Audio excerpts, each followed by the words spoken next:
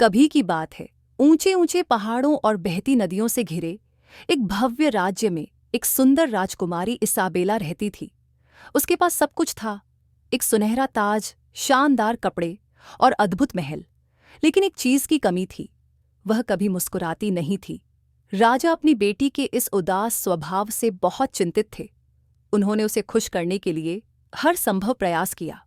जोकरों को बुलाया गया, विदूषकों ने कलाबाजियां दिखाईं और संगीतकारों ने मीठे सुरों से माहौल सजाया। लेकिन चाहे जो भी किया गया, इसाबेला के चेहरे पर कभी मुस्कान नहीं आई। उसी राज्य के महल के पास एक छोटे से घर में जैक नाम का एक दयालु और मेहनती युवक अपनी माँ के साथ रहता था। जैक दिन भर खेतों में काम करता, नगर वासियों की मदद करता और जितना संभव हो उतना कमा लेता। हर शाम जब जैक अपने काम से लौटता तो राजकुमारी इसाबेला अपनी खिड़की पर बैठकर बाहर की दुनिया को देखती। वह अक्सर जैक को अपनी दिन भर की कमाई लेकर घर जाते हुए देखती थी। भले ही वह मुस्कुराती नहीं थी, लेकिन वह उसकी रोजमर्रा की घटनाओं को देखकर जिज्ञासु हो गई थी।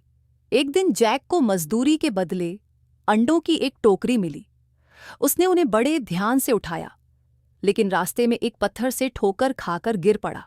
सारे अंडे जमीन पर गिरकर फूट गए। राजकुमारी ने यह दृश्य देखा, लेकिन उसने फिर भी मुस्कुराया नहीं। उस रात जैक की माँ उसकी बेपरवाही पर हंसते हुए बोली, अगली बार अपनी मजदूरी को टोपी में रख लेना ताकि गिर न जाए। अगले दिन जैक ने और मेहनत की और उसे मजदूरी के बदले एक नन्हा सूअर मिला। माँ की सलाह को याद रखते हुए उसने सूअर को अपनी टोपी में रख लिया, लेकिन सूअर इधर उधर हिलता डुलता रहा और आखिरकार कूद कर भाग गया।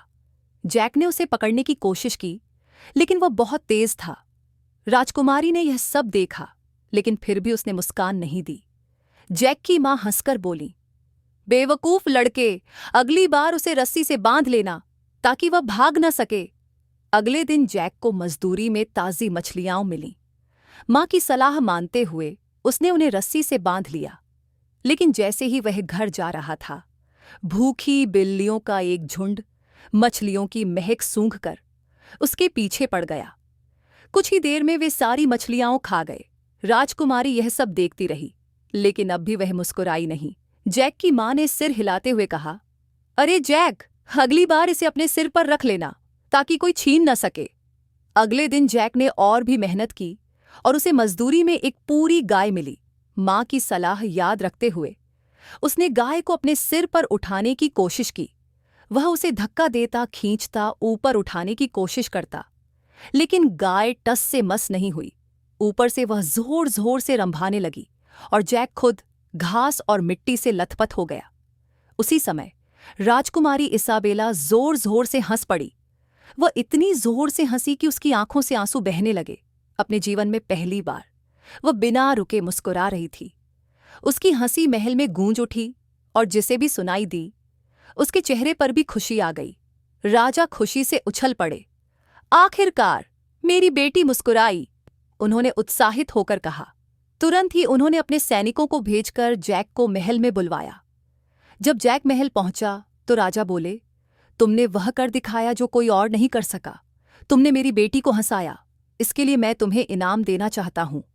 क्या तुम मेरी बेटी से विवाह करोगे? जैक ये सुनकर चकित रह गया। उसने राजकुमारी की ओर देखा, जो अब भी मुस्कुरा रही थी और पहली बार सच्ची खुशी महसूस कर रही थी। जैक ने हामी भर दी और जल्द ही दोनों का भव्य विवाह हुआ। उस दिन के बाद से राजकुमारी कभी उदास नहीं हुई। जैक के साथ उसने छोटी छोटी चीजों में भी खुशियां ढूंढना सीख लिया। पूरा राज्य आनंदित था, क्योंकि उनकी राजकुमारी ने न केवल अपनी मुस्कान पाई थी, बल्कि सच्ची खुशी भी। कहानी की सीख, खुशियां जिंदगी की छोटी छोटी बातों में छुपी होती हैं और हंसी अक्सर सबसे अनपेक्षित पलों में आती है।